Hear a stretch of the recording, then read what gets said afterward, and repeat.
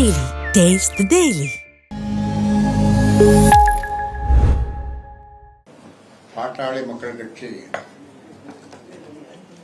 தமிழ் மக்களுக்காக, தமிழ்நாட்டுக்காக தொடர்ந்து உங்கள் மூலமாக, ஊடக நண்பர்கள் மூலமாக அரசுக்கு நல்ல ஆலோசனைகளை தொடர்ந்து சொல்லி வருகிறோம். இது 23வது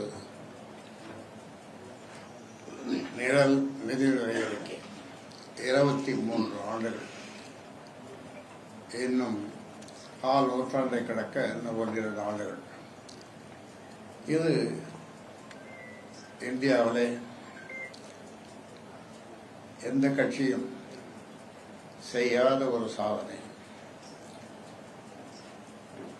மேலை நாடுகளிலே, வளர்ந்துவிட்ட நாடுகளிலே இது தொடர்ந்து அவர்கள் செய்து வருகிறார்கள். ஷேடோ பட்ஜெட், ஷேடோ கேபினட் என்று அரசே அவர்களுக்கு வேண்டிய எல்லா வழிமுறைகளையும், உதவிகளையும், தகவல்களையும் கொடுக்கும். அவர்கள் ஷேடோ மினிஸ்டர் கூட வைத்துக் கொள்ளலாம். அவர்களுக்கு வேண்டிய அந்த தஸ்தாவேஜுகள், டாக்குமெண்ட்ஸ் எல்லாமே அரசு கொடுக்கும். அப்படிப்பட்ட அந்த வழிமுறையை நாம் 23 ஆண்டுகளுக்கு முன்னாலே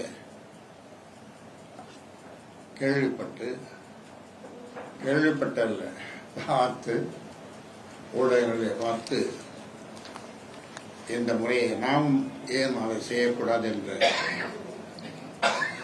23 ஆண்டுகளுக்கு முன்னாலே ஆரம்பித்தோம். அதன் பிறகு ஒரு 5 ஆண்டுகள் கழித்து வேளாண் நிழல் நிதி அறிக்கை, அது 1ஆம் தேதி சென்னையில் வெளியிடப்பட்டது. இப்போது நிழல் நிதி அறிக்கை அந்த வகையிலே நல்ல அருமையான யோசனைகளை அரசுக்கு சொல்லியிருக்கிறோம்.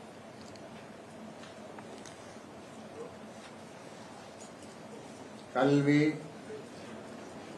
மருத்துவத்திற்கான நிதி ஒதுக்கீட்டை தமிழ்நாடு அரசு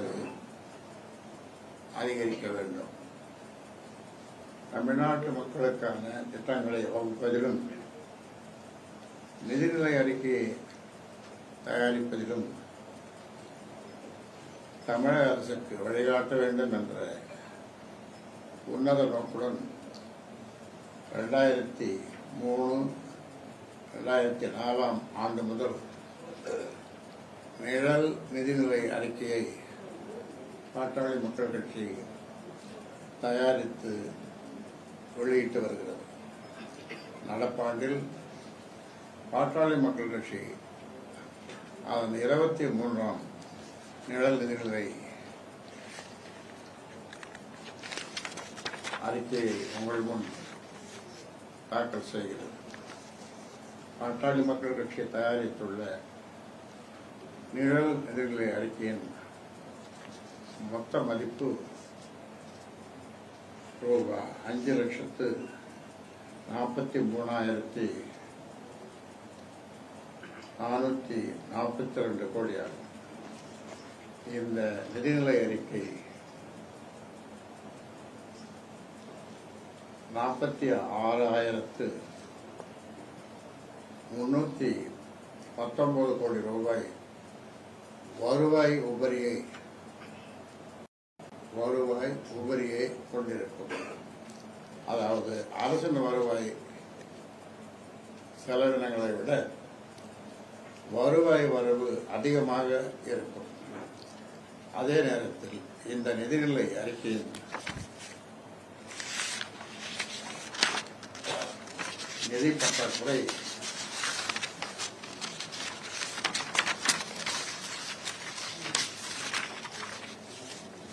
ரூபாய் 25,536 கோடியாக இருக்கும். நடப்பாண்டில் ரூபாய் 71,855 கோடிக்கு மூலதன செலவுகள் செய்யப்பட உள்ளன. அதுவே நிதி பற்றாக்குறைக்கு காரணமாகும்.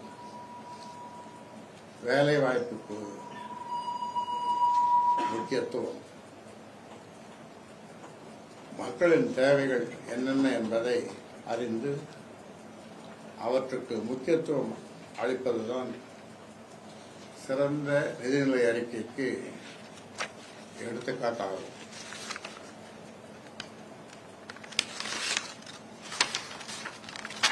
அந்த வகையில் நடப்பாண்டில் அதிக எண்ணிக்கையில் அதிக வேலைகளை வழங்க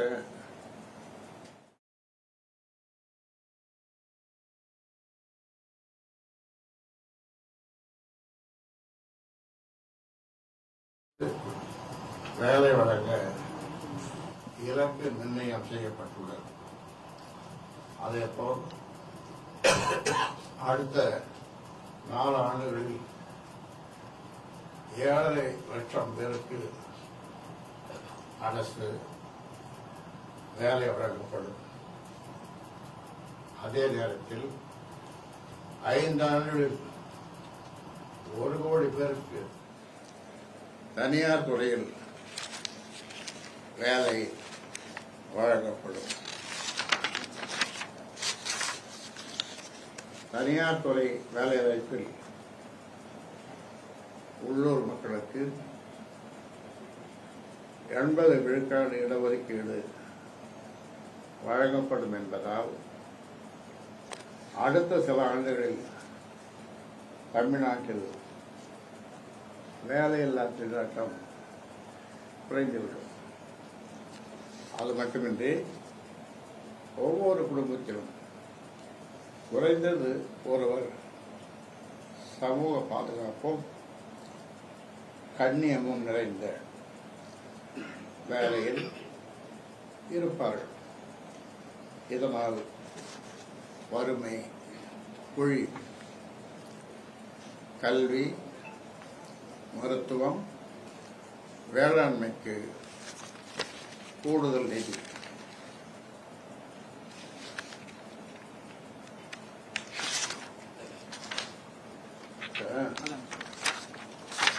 இந்த நிதிநிலை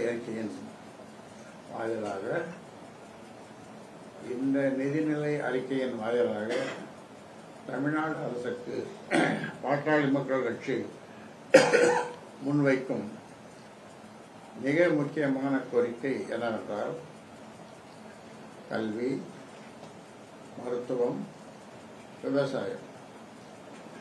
கல்வி, மருத்துவம், விவசாயம் ஆகிய துறைகளுக்கான நிதி ஒதுக்கீட்டை அதிகரிக்க வேண்டும் என்பதுதான்.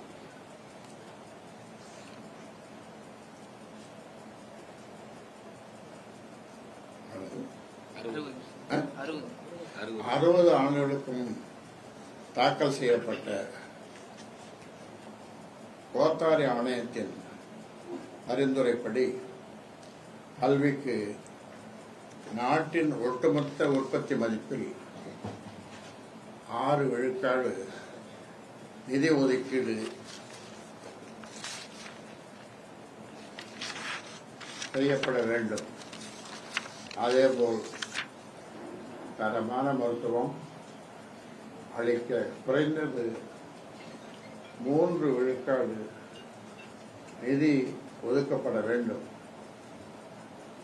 இந்த இரு துறைகளுக்கும் சேர்ந்து நாட்டின் மொத்த உற்பத்தி மதிப்பில் 9 விழுக்காடு நிதி ஒதுக்கப்பட்டால் மட்டும்தான் அனைவருக்கும் தரமான கல்வியும் மருத்துவமும் வழங்க முடியும். 2025-26 ஆண்டில் தமிழ்நாட்டின் மொத்த உற்பத்தி மதிப்பு ரூபா 36.60 லட்சம் கோடியாக இருக்கும் என்று மதிப்பிடப்பட்டுள்ளது. அதில் 9 விழுக்காடு என்றால் ரூபா 3.30 லட்சம் கோடியாகும். பாட்டாளி மக்கள் கட்சி தயாரித்து வழங்கும் நிதிநிலை அறிக்கையின் மொத்த மதிப்பே ரூபா 5.43 லட்சம் கோடி என்னும் நிலையில்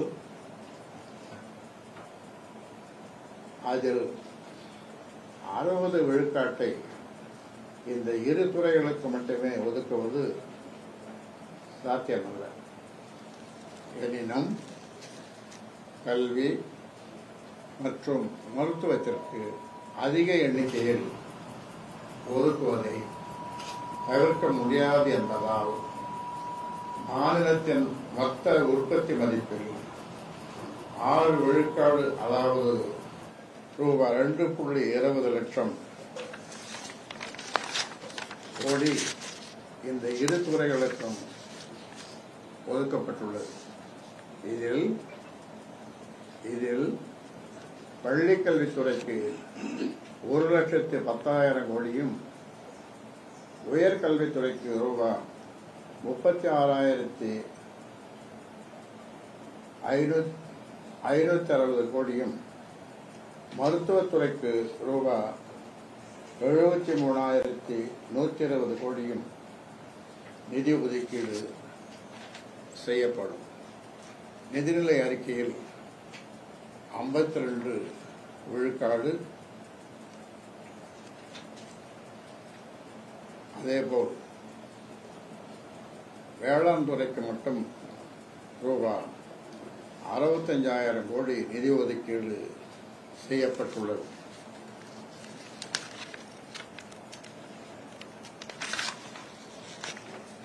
கல்வி, மருத்துவம், வேளாண்மை ஆகிய 3 துறைகளுக்கும் சேர்ந்து 2,85,000 கோடி ரூபாய் நிதி ஒதுக்கீடு செய்யப்பட்டுள்ளது. இது பாட்டாளி மக்கள் கட்சி தயாரித்துள்ள நிதிநிலை அறிக்கையின் மொத்த மதிப்பில் 52 விழுக்காடாகும். ஒரு நிதிநிலை அறிக்கையின் மொத்த மதிப்பில் பாதிக்கு மேல் கல்வி, மருத்துவம், வேளாண்மை ஆகிய துறைகளுக்கு நாங்கள் ஒதுக்கீடு செய்திருப்பதன் மூலம் அந்த துறைகளுக்கு எவ்வளவு முக்கியத்துவம் அளித்திருக்கிறோம் என்பதை புரிந்து கொள்ள வேண்டும். இதே அளவுக்கான முக்கியத்துவத்தை இத்துறைகளுக்கு தமிழ்நாடு அரசு வழங்க வேண்டும் என்பதுதான் எங்களின் எதிர்பார்ப்பாகும். 2024-25 ஆண்டில் பள்ளிக் கல்வித்துறைக்கு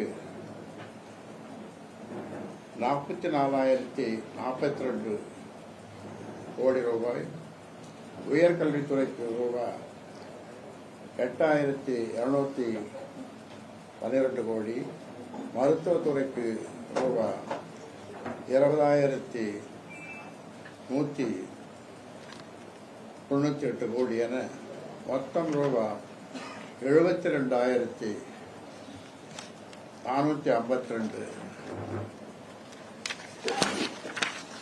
கோடியை மட்டுமே தமிழ்நாடு அரசு ஒதுக்கீடு செய்திருக்கிறது. இது தமிழ்நாட்டின் ஒட்டுமொத்த உற்பத்தி மதிப்பில் 2.33 விழுக்காடு மட்டும்தான். தமிழக நிதிநிலை அறிக்கையின் மொத்த மதிப்பான 4,07,639 கோடியில் வெறும் 17.8 17.77 விழுக்காடு மட்டும்தான். இது எந்த வகையிலும் போதுமானது அல்ல. 2025-26 ஆண்டிற்கான ஒட்டுமொத்த நிதிநிலை அறிக்கை மதிப்பில் குறைந்தது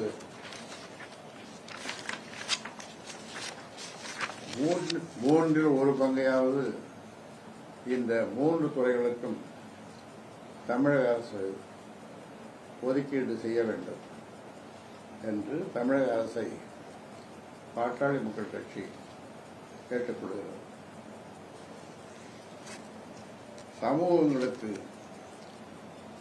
தன்னாட்சி அதிகாரம். அடுத்தது, மக்களாட்சியின் அடிப்படையே மக்களுக்கான திட்டங்களை மக்களே வகுத்து செயல்படுத்திக் கொள்வதுதான்.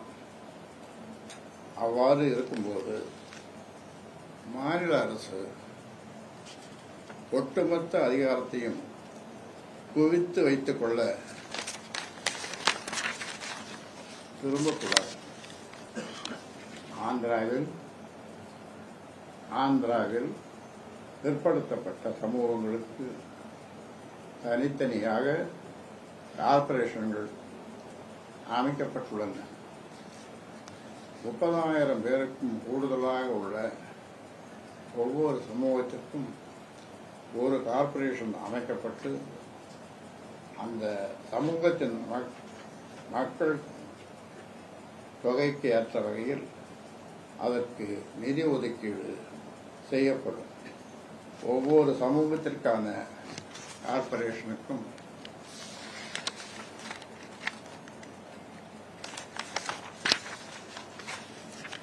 அந்த சமூகத்தை சார்ந்த ஒருவரை தலைவராக நியமிக்கப்படுவார். ஒவ்வொரு சமூகத்திற்கும் நலத்திட்ட உதவிகளை வழங்குதல், கடன் வழங்குதல் போன்ற பணிகளை இந்த கார்ப்பரேஷன்கள் மேற்கொள்ளும். முந்தைய ஜெகன்மோகன் ரெட்டி ஆட்சி காலத்தில் 5 ஆண்டுகளில் ஒட்டுமொத்தமாக 75,000 கோடி ரூபாய் மட்டும்தான் இந்த வாரியங்களுக்கு ஒதுக்கீடு செய்யப்பட்டுள்ளது. கடந்த ஆண்டு நடைபெற்ற தேர்தலில் ஆந்திராவில் சந்திரபாபு நாயுடு தலைமையிலான அரசு வெற்றி பெற்று ஆட்சிக்கு வந்தது. அதற்காக முந்தைய திட்டத்தை அந்த அரசு ரத்து செய்யவில்லை.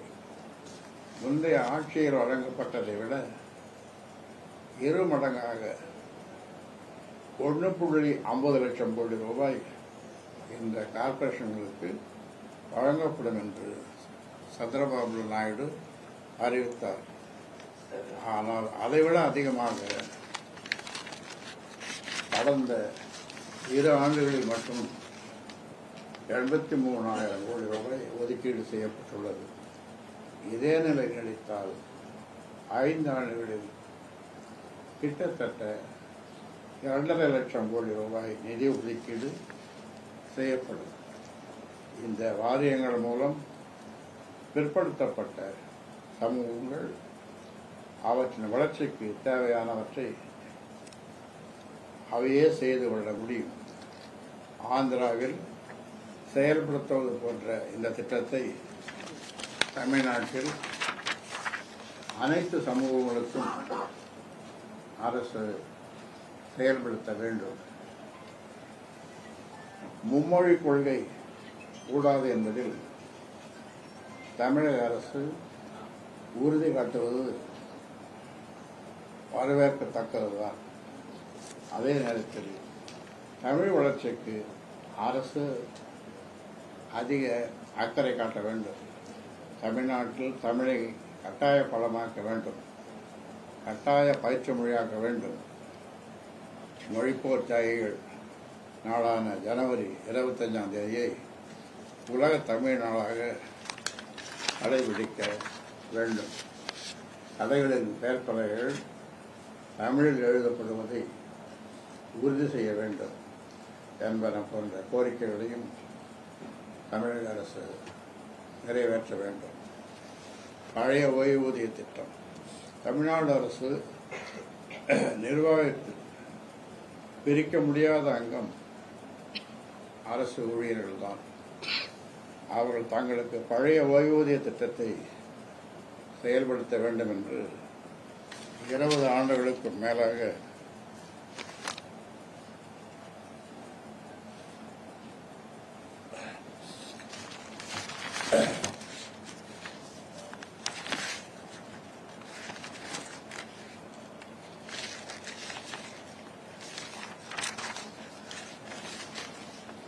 வலியுறுத்தி வருகின்றனர். அவர்களின் கோரிக்கையை நிறைவேற்ற வேண்டும். அதற்கான திட்டங்கள் நிழல் நிதிநிலை அறிக்கையில் வழங்கப்பட்டுள்ளன. அதேபோல் போக்குவரத்து கழகங்களில் பணியாற்றி ஓய்வு பெற்ற தொழிலாளர்களுக்கு அகவிலைப்படி உயர்வு வழங்க வேண்டும். 8வது ஊதியக்குழு பரிந்துரைகள் அடுத்த ஆண்டு ஜனவரி முதல் செயல்படுத்த வேண்டும் என்பதால் தொழிலாளர்களுக்கு இடைக்கால நிவாரணம் வழங்க வேண்டும் என்பன உள்ளிட்ட கோரிக்கைகளையும் நிறைவேற்ற வேண்டும். நிறைவேற்றுவதற்கு நிதிநிலை அறிக்கையில் வழிகாட்டப்பட்டிருக்கிறது. அடுத்தது மதுவிலக்கு போதை ஒழிப்பு தமிழ் சமூகத்தின் வளர்ச்சிக்கு பெரும் தடையாக இருப்பது போதை பழக்கம்தான். அதை ஒழிக்காமல் தமிழ் சமூகத்தை முன்னேற்ற முடியாது. இதை கருத்தில் கொண்டு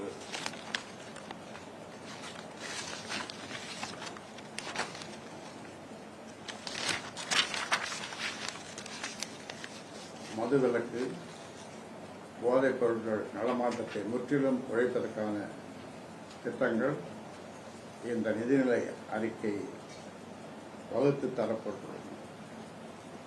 மக்களின் நலவாழ்வை கருத்தில் கொண்டு நியாய விலைக் கடைகளில் வெள்ளை சீனிக்கு பதிலாக நாட்டு சர்க்கரை வழங்குதல், பாமாயிலுக்கு பதிலாக கடலை எண்ணெய், நல்லெண்ணெய் ஆகியவற்றை வழங்குவதற்கான திட்டங்களும் இதில் அறிவிக்கப்பட்டுள்ளன.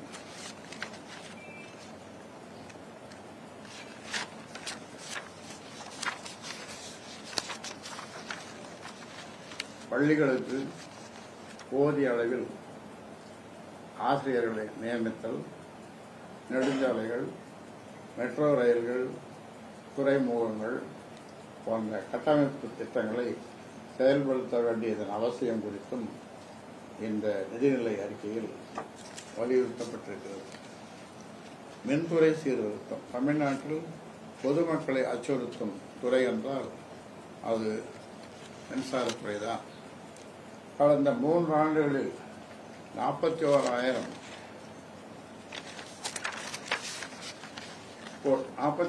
கோடி ரூபாய் அளவுக்கு மின் கட்டணம் உயர்த்தப்பட்டுள்ளது. ஆனாலும் தமிழ்நாடு மின்சார வாரியம் தொடர்ந்து நட்டத்தில் தான் இயங்கி வருகிறது. இதற்கு காரணம் அதிக விலை கொடுத்து மின்சாரம் வாங்கப்படுவதும் மின்சார வாரியத்தில் நிலவும் ஊழல்களும் தான். இந்த நிலையை மாற்றி தமிழ்நாட்டில் நிலுவையில் உள்ள மின் திட்டங்களை விரைவாக செயல்படுத்தி முடித்தல், அதிக விலைக்கு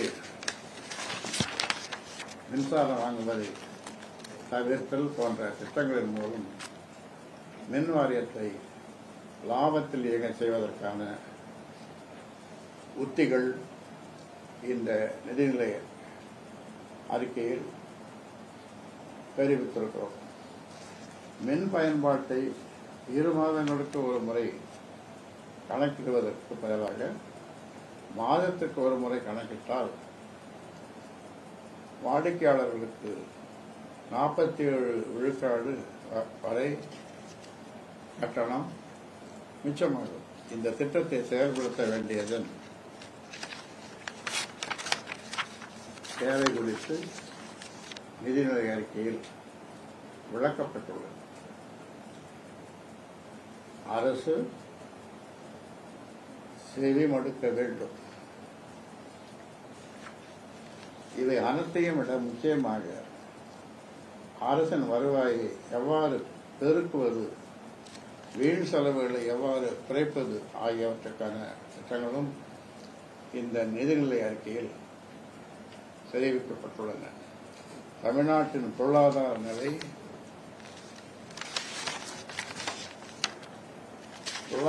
தொடர்பான பொருளாதார ஆய்வறிக்கையையும் இந்த முறை பாட்டாளி மக்கள் கட்சி வெளியிட்டுள்ளது. கடந்த 5ஆம் தேதி பாட்டாளி மக்கள் கட்சியின் உத்தேச பொருளாதார அறிக்கை அனைத்து ஊடகங்களுக்கு மின்னஞ்சல் மூலம் அனுப்பி வைக்கப்பட்டுள்ளது. இப்போது உங்கள் முன் வெளியிடப்பட்டுள்ள இந்த நிழல் நிதிநிலை அறிக்கை தமிழக அரசின் அனைத்து துறைகளின் அமைச்சர்கள், செயலாளர்கள், ஆணையர்கள், இயக்குநர்கள் உள்ளிட்ட மூத்த அதிகாரிகளுக்கு வழக்கம் போல் வழங்கப்படும்.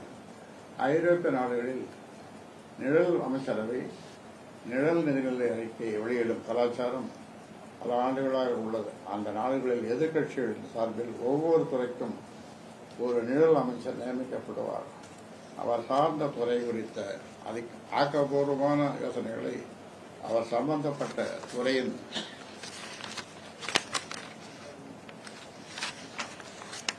அதிகாரப்பூர்வ அமைச்சருக்கு வழங்குவார். அதை ஒரு எதிர்க்கட்சிகள் வெளியிடும் நிழல் நிதிநிலை அறிக்கையில் உள்ள திட்டங்களும் அரசால் ஏற்றுக்கொள்ளப்பட்டு செயல்படுத்தப்படும். அந்த முறையை பின்பற்றிதான் பாட்டாளி மக்கள் கட்சி நிழல் நிதிநிலை அறிக்கைகளை வெளியிட்டு வருகிறது. பாட்டாளி மக்கள் கட்சியின் நிழல் நிதிநிலை அறிக்கையை அரசியல் கோணத்துடன் பார்க்காமல் ஆக்கப்பூர்வமான ஆலோசனையாக தமிழக அரசு கருத வேண்டும். இந்த நிழல் நிதிநிலை அறிக்கையில் இடம்பெற்றுள்ள திட்டங்களில் சாத்தியமானவற்றை தமிழக அரசு செயல்படுத்த வேண்டும். அதன் மூலம் ஆக்கப்பூர்வ அரசியலை அரசு முன்னெடுக்க வேண்டும் என்று கேட்டுக்கொள்கின்றேன்.